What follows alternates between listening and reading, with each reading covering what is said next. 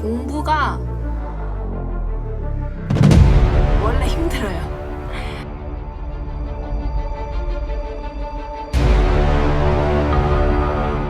제가 노는 걸 엄청 좋아하거든요. 그래서 이 선택에 대한 나의 결정권이 있어. 대학생활 정신건강에 이롭지 않을까. 힘들면 컴온. 안녕하세요 여러분, 혜원입니다. 오늘은 제가 효과를 봤던 학습법에 대해 좀 알려드리려고 해요. 이 영상을 찍게 된 계기는 제가 자기주도 학습법 공모전에 수기를 낸 적이 있어요. 그때 운 좋게 당선이 되어서 교수학습지원센터 선생님께서 혹시 영상으로 제작해 줄 수 있냐고 여쭤보셔서 이번 기회에 후배님들에게 좀 도움을 드리고자 영상을 제작하게 되었습니다. 설명을 드리기 전에 아니 당신의 학습법이 효과가 있는지 없는지 내가 어떻게 아노? 하시는 분들이 계실 거예요. 그래서 제 말에 신뢰를 좀 얻고자 평소에 이런 말은 잘 안 하지만 학습법의 효과를 입증하기 위해 객관적인 정보를 좀 말씀을 드리자면 저는 간호학과 과탑입니다. 아우 민망해. 아니 이걸 자기 입으로 말하는 사람이 어디 있을까요? 그죠? 그리고 성적 순으로 뭐 교직을 이렇게 뽑기도 하는데 저가 교직 이수를 하고 있습니다. 이 정도면은 학습법 효과에 대한 신뢰가 생기시나요? 그러면 민망하니까 빨리 학습법에 대해 말씀드리도록 하겠습니다. 렛츠고!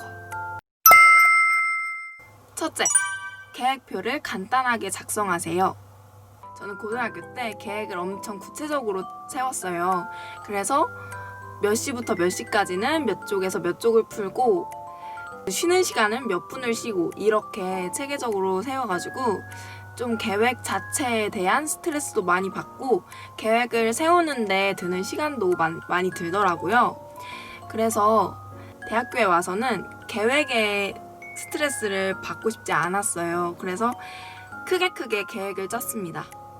오늘은 몇 챕터까지 끝내겠다. 이런 식으로요. 그냥 장수, 시간 이런 거 안 정해놓고 크게 챕터, 소단원, 몇 단원 이렇게 계획을 세웠습니다. 두 번째, A4 용지를 활용하세요. A4 용지를 노트보다 많이 활용했어요. A4 용지는 줄도 안 그어져 있고 낱장이다 보니까 제가 쓰고 싶은 내용을 자유롭게 쓰고 추가하는데 좀 편리하더라고요. 이제 낱장으로 보관하게 되면은 잊어버릴 수가 있으니까 과목별로 L자와 A를 구비해서 보관을 했습니다. 세 번째, 색깔별 포스트잇을 활용하세요. 포스트잇을 굉장히 자주 잘 활용했어요. 이 부분이 뭔가 더 중요해 보인다, 교수님이 강조를 많이 하신 부분이다 라고 생각이 드시면 빨간색 포스트잇을 붙여놓으세요. 그리고 그 부분을 시험 보기 직전에 한번 보고 시험을 보면은 기억이 더 잘 나서 문제를 더 잘 풀 수 있었습니다. 그리고 수업을 듣다 보면 이해가 안 가는 부분이 있잖아요. 그럴 때는 다른 색깔의 포스트잇을 활용해서 포스트잇에 물음표라고 써놓고 이해가 안 가는 부분에 붙여놨어요. 수업이 끝난 후에 교수님께 질문을 드렸습니다.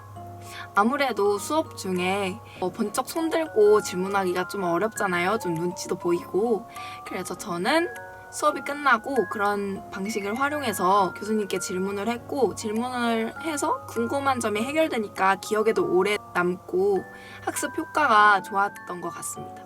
그리고 포스트잇을 활용했을 때 좋은 점은 교수님 앞에 갔는데 분명히 아까 수업 시간에 제가 체크를 해놨지만 교수님 앞에서는 좀 떨려서 책을 펼치는데 좀 시간이 오래 걸릴 수가 있어요. 근데 포스트잇을 활용해서 붙여놓으면 궁금한 게 질문이 여러 가지여도 바로바로 물어볼 수 있어서 굉장히 편리한 방법이었습니다. 네 번째, 볼펜 색깔별로 용도를 구별해 놓으세요. 이거는 다 아시는 걸 거예요.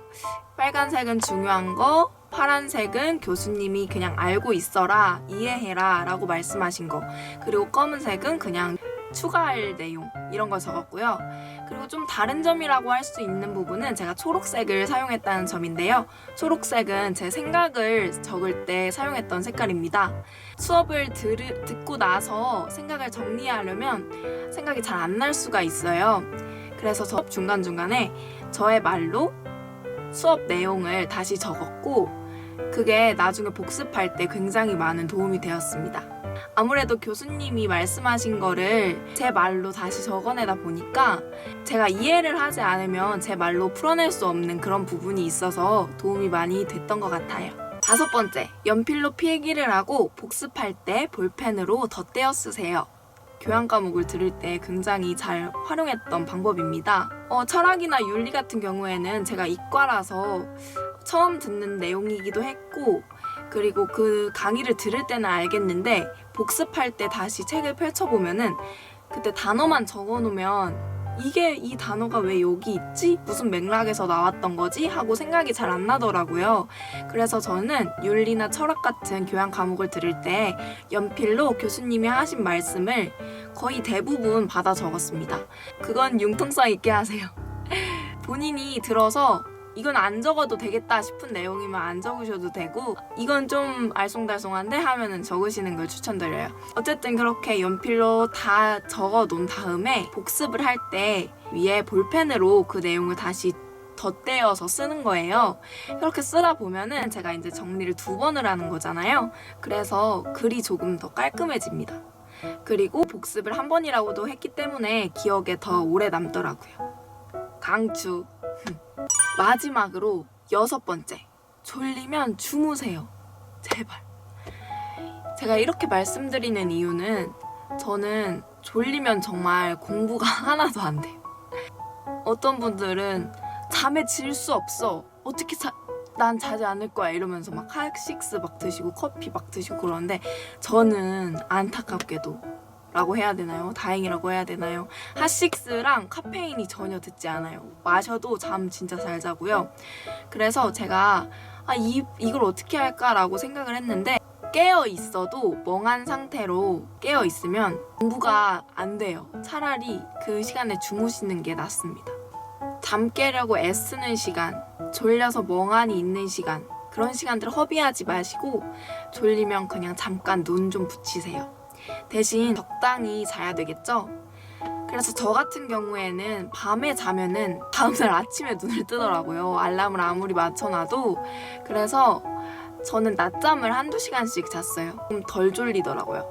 그 시간이 그 시간이겠지라고 하는데 저는 그렇게 한번 중간에 쉬어주는 시간을 가지면은 시간의 활용도가 굉장히 높아진 그런 느낌이었어요. 네, 이렇게 해서 학습법 정보 꿀팁 공유가 모두 끝났는데요. 진짜 별거 없는데 제가 효과를 봤던 방법들이라서 여러분들에게도 알려드리고 싶었어요. 주의하실 점이 이 공부법이 본인에게 맞지 않을 수도 있어요. 그러니까 그냥 한번 속는 셈 치고 해보시고 맞지 않으시면 과감하게 다른 공부법을 찾으실 것을 추천드립니다. 왜냐면 제가 고등학교 때 엉덩이가 무거운 사람이 공부를 잘하는 사람이다 라는 말을 너무 많이 들어서 진짜 무모하게 18시간 정도 앉아 있었던 적도 있어요. 하지만 오래 앉았으니까 저는 약간 효율이 떨어지는 허리만 아프고 엉덩이만 아프고 이랬어요. 그러니까 여러분도 이 공부법으로 한번 해보시고 맞지 않는다면 다른 공부법을 찾아서 본인에게 맞는 공부를 하시기를 추천을 드립니다. 혹시 이 방법으로 하시고 좀 효과를 보셨다 하시면 학교 본관에서 하이파이브. 그래서 이런 효과적인 공부법을 찾는 것도 중요하지만 어떤 마인드를 갖느냐도 굉장히 중요한 것 같아요. 고등학과가 특히 학점에 예민해져 있잖아요. 그래서 여태껏 이렇게 보면은 지금은 좀 덜 그런 것 같기도 한데 내가 쟤를 이기겠어. 막 시기 질투하고 막 나랑 똑같이 공부했는데 나보다 공부 더 잘 봐. 이러면요 오래 못 가요, 여러분. 공부는 누구를 이기려고 하는 게 아니라 자신을 이기려고 하는 거예요. 저는 이게 좀 오글거리는 말이기도 한데 진짜 그렇게 생각하고요. 공부해서 남 주는 거 아니잖아요. 공부해서 나눌 수는 있어요. 친구랑 나눌 수도 있고 그런데 그 나누는 과정도 온전히 주는 게 아니에요. 그 나누는 과정에서 또 쌓여요. 나누는 과정에서 내 생각이 정리가 되고 더 단단해진다고 할까요? 더 단단해지는 것 같아요, 지식이. 그래서 저 같은 경우에는 학습 공동체를 통해서 친구들이랑도 많이 정보를 공유하고 나눠서 공부하는 그런 공부를 했어요. 그리고 누군가에게 가르쳐 주거나 누군가에게 설명을 하려면 그 개념을 완벽하게 알고 있어야 그게 가능한 거거든요. 그래서 친구를 경쟁자라고 생각하지 말고 같이 나아가야 할, 같이 힘든 그런 딱한 존재. 우리 함께 도와서 이 힘든 거를 조금이라도 극복해야 될 그런 존재라고 생각하고 공부하시면 괜찮지 않을까 싶어요. 그리고 이렇게 공부를 열심히 하면 그거를 나를 위해서도 사용하지만 타인을 위해서도 사용하고 그렇게 사회에서 필요한 구성원이 되어 가는 거라고 생각을 합니다. 그리고 그렇게 되면은 선한 영향력을 미치는 사람이 되겠죠. 저희 학교 인재상이죠. 착한 사마리아인. 여러분이 힘들다는 거는 지금 잘하고 있다는 증거예요. 공부가 원래 힘들어요. 뭐 재밌다는 분들도 계신데 저는 그렇게 재밌지만은 않았어요. 왜냐면 제가 노는 걸 엄청 좋아하거든요. 그래서 놀고 싶은데 이건 꼭 해야 되는 거고 하니까 공부를 하긴 했는데 원래 다 힘든 거예요, 여러분. 힘든데 그 과정을 긍정적으로 받아들이세요. 그리고 한 1, 2학년 때까지만 해도 그런 것 같아요. 성적에 대한 친구들의 시기와 질투, 그리고 이제 다 다른 지역에서 모이다 보니까 거기에서 오는 어떤 차이로 인한 알 수 없는 그런 벽 같은 그런 게 있는데 그래서 좀 미움을 받을 수도 있고 이럴 수 있어요. 근데 괜찮아요, 여러분. 미움 받고 있다는 거는 잘하고 있다는 증거고 그러니까 이거는 아닌 거죠. 미움이 내가 진짜 진상이야. 그리고 내가 다 잘못해. 그래서 받는 미움은 그거는 본인이 고치셔야 되는데 그게 아니라 내가 내 인생을 열심히 살고 있고 내 생활에 성실하게 살고 있어서 결과도 괜찮게 나오는데 그리고 친구들하고도 관계도 괜찮은데 친구들이 내가 뭘 잘못했는지 모르겠는데 나를 괜히 이렇게 왕따 시키는 것 같고 미워하는 것 같다. 그러면은 다른 친구 사귀세요. 그냥 친구가 개뿐이야? 사람 이렇게 많은데? 그쵸? 이거는 어디서 들은 얘긴데 공장에서 생산을 하잖아요. 그 생산 과정에서 찌꺼기가 나와요. 뭐 찌꺼기 나오겠죠. 만약에 플라스틱 컵을 만든다고 하면 플라스틱 100%가 컵으로 나올 수 없잖아요. 컵이 나오는 과정에서 찌꺼기가 나오는데 그 찌꺼기까지도 생산 과정의 일부라는 이야기를 들은 적이 있어요. 여러분 그 미움과 시기 질투 친구들로부터 받는 그런 따가운 눈초리 이런 거 다 찌꺼기라고 생각하시고 내가 잘하고 있어서 지금 찌꺼기가 나오는구나 라고 생각하시고 그 미움에 주눅들지 말고 그 따가운 눈초리에 주눅들지 말고 그것을 원동력으로 삼아서 앞으로 나아가시길 바랍니다. 그리고 괜찮아요. 괜찮습니다, 여러분. 다른 사람이 모진 말을 던져도 그 말에 상처를 받을지 말지는 본인이 결정하는 거라고 생각을 하거든요. 그러니까 상처 받지 마세요, 그냥. 그리고 성적에도 너무 연연하지 마세요. 내가 최선을 다했으면은 그 결과가 성적인 거지 내 그 전 과정을 그 성적이라는 결과가 대변해준다고 생각하지는 않거든요. 그러니까 성적에 너무 연연하시지는 마시되 그것을 통해 피드백을 받아서 그냥 최선을 다하시는 게 좀 더 정신건강에 이롭지 않을까라는 생각이 듭니다. 그리고 할 일을 미루고 싶을 때 내일에 내가 책임져 줄 거야 라는 말이 있는데 저는 그 말 진짜 제일 싫어요. 세상에서 제일 싫어하는 말. 내일에 내가 아니 그렇게 무책임한 말이 어딨어요. 여러분 내일은 오고 내일의 나는 다시 오늘의 내가 됩니다. 항상 그 점 keep in mind 하시고 할 일을 하기 싫으면 정하기 싫어. 내가 이거 하면 진짜 스트레스 받아서 죽어버릴 것 같아 라고 하시면 마지노선을 정해놓으세요. 그러면 두 마리 토끼를 동시에 잡을 수 있어요. 무슨 토끼냐? 첫 번째, 내가 지금 하기 싫어. 그래서 할 일을 미뤄. 그러면 내 삶의 주인이 된 것 같지 않나요? 약간 선택을 내가 한 기분? 그냥 지금 안 할래라고 하면서 이 선택에 대한 나의 결정권이 있어. 내 감정이 하기 싫어. 그래서 안 한 거예요. 그 선택이 됐으니까 주체적으로 살아가는 그런 기분.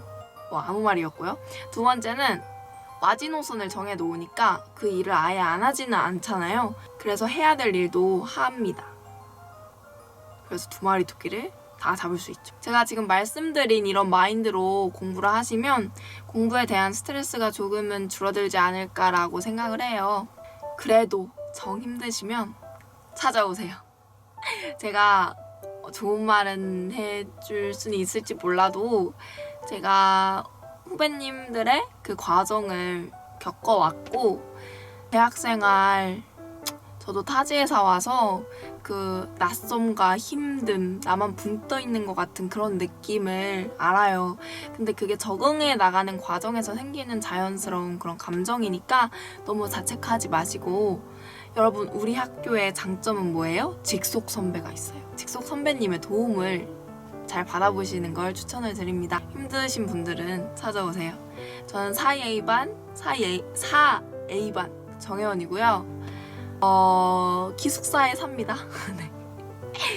그래서 힘드신 분들은 찾아오시면 제가 조금이라도 도움을 드리거나 대화 상담? 비슷한? 고민 상담? 그런 거 해드릴 수 있으니까 부담 갖지 마시고 찾아오세요. 저는 약간 사람은 사귀면 되지 않나 라는 마인드여서 낯을 가리지 않아요. 그러니까 힘들면 컴온 진짜 찾아와 오셔도 됩니다. 제가 오늘 말씀드린 내용들이 조금이나마 대학생활에 적응해 나가는 데 있어서 도움이 되었으면 좋겠고요. 모두 공부 열심히들 하셔서 사회에서 선한 영향력을 끼치는 사람들로 다시 만났으면 좋겠습니다. 그러면 이상으로 간호학과 4학년 정혜원이었습니다. 감사합니다.